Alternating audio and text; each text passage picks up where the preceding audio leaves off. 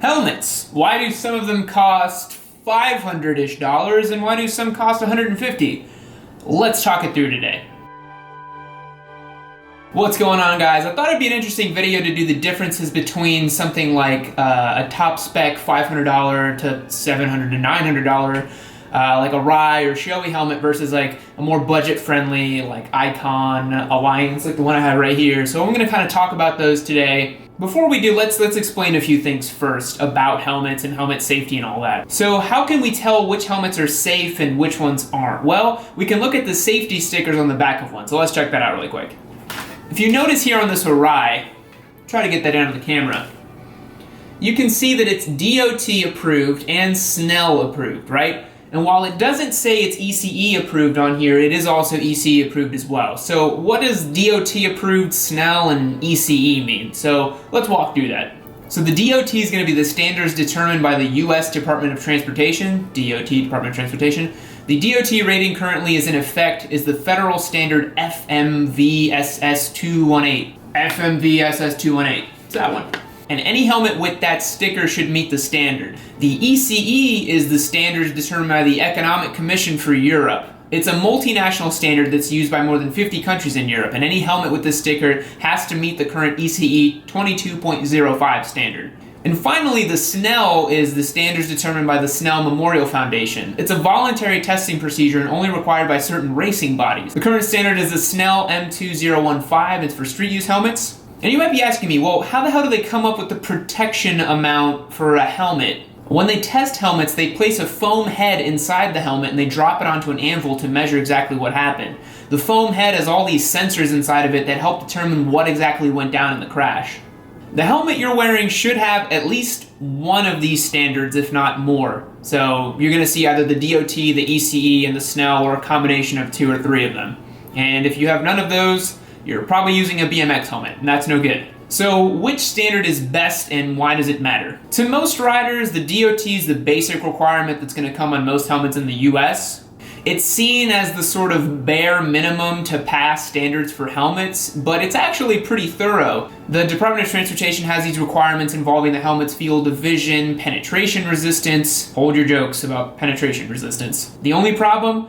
The DOT actually doesn't test these helmets with their own regulatory bodies. They independently contract out different people to go and test them. So it's kind of like how people get independently tested for steroids in sports, and it's supposed to be seen as like, oh, like it randomly works, but we all know how that doesn't really pan out. So the ECE, however, is a lot more young than the DOT and more comprehensive. The ECE can actually test for things that can contribute to an accident, kind of like quality of face shield, field of vision, and other things like that. And every ECE certified helmet has to be tested before it's sold. An interesting thing that I found out is that European motorcycle crashes on average occur at much lower speeds than American ones. That's probably due to the fact that Europe as a continent, there's pretty open parts to it, but I imagine more, constrained cities and those kind of things that would lend itself to maybe being slower speeds, fender bender type of stuff. So the ECE is a lot more rigorous for low-speed crashes as opposed to the DOT, which is more rigorous for high-speed stuff. So they use a different anvil to actually hit the helmet. And the ECE requires that you strike the helmet at a specific point rather than any point like the DOT. And finally, we have the SNEL rating, which is seen as the gold standard for motorcycle helmets. It's going to be the most rigorous and most thorough test out of any helmet because it's designed for racing. One of the really interesting things about the SNEL rating, and I think what makes the helmets very, very good, is that the technicians specifically look for weak points on the helmet and then test those to see if they meet the standard. So places like where the face shield meets the shell and all that kind of stuff. Basically what you need to know is if your helmet has a SNEL rating, it's really safe and you shouldn't worry. Yeah, basically if it has any of these stickers, you should be fine. So first up, we're going to be looking at my old Icon Alliance. Now, this helmet actually survived a crash of mine. It's become kind of a meme at this point, but I did fly off of my bike, probably going over 60 miles an hour, ran off the road, hit a boulder, flipped over the boulder, hit a fence, and you can see right here, right there is where the impact occurred. So face shield withstood a huge impact right here. Whatever I hit right there also withstood. And this helmet, it was with me for over 35,000 miles in the saddle. Take out some of this padding. I haven't messed with this helmet in a while. Gross.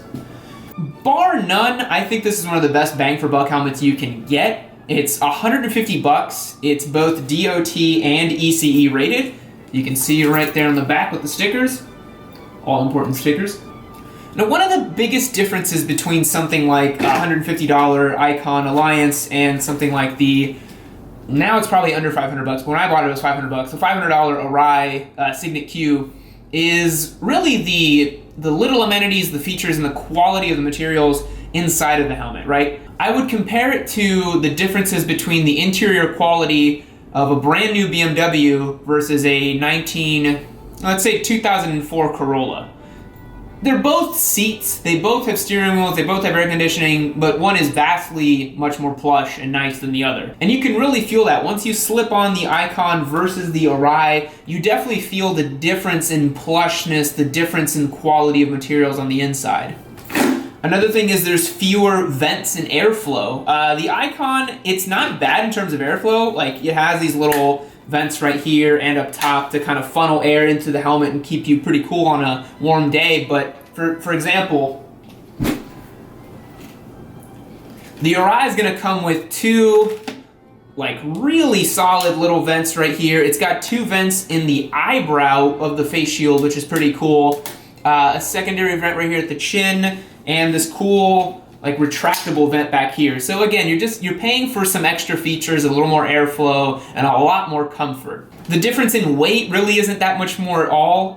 The Icon weighs 0.02 pounds more than the Arai, which if you're like me and you wear a Sena or a GoPro pretty often when you ride, you're really not gonna tell a big difference. Another cool thing is both helmets have plenty of room in the ear cavity to house speakers for your Sena or any other wireless communicator you may use, so that's really nice. Some helmets I've noticed have a bit of a difficulty fitting in the speakers. You might have to modify them a bit. If really the only difference is, you know, one is just a lot more plush than the other one, why did I decide to spend another $500 and get a new helmet? Because when I had that helmet, I hadn't had the crash yet. I bought this helmet because I wanted something nicer. So a buddy of mine actually got into a really bad accident, and he was wearing a Shoei at the time, fully geared up, and he still got really hurt. And I was looking at my gear, and I was like, dude, I don't know if this Icon's gonna cut it.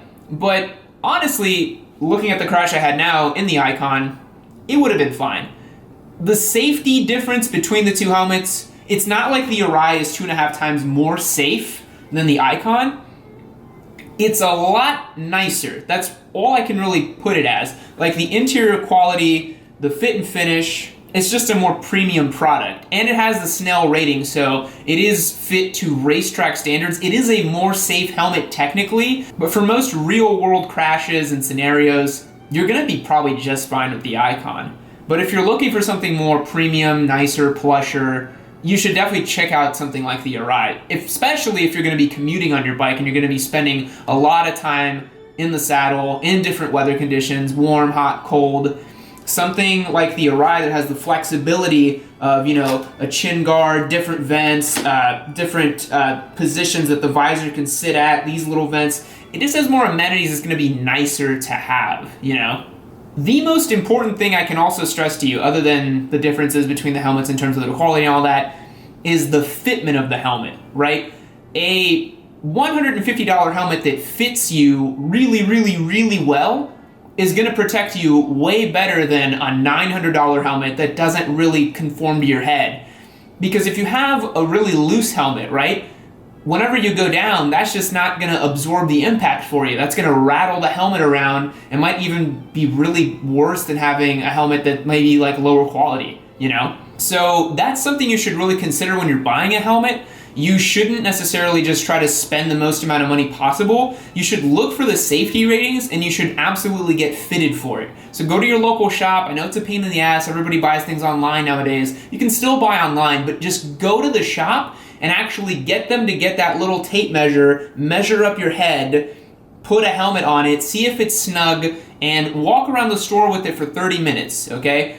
Look at it this way. If you're kind of worried about the salesman getting annoyed at you, that piece of equipment is designed to protect your life. Me personally, I would spend the whole goddamn day at the store to make sure that the helmet fits and fits properly. all right? I wouldn't go in there and buy it, 20 minutes sight unseen. I'm just saying. It's the most important piece of gear you can wear, other than jackets, boots, gloves, knee sliders.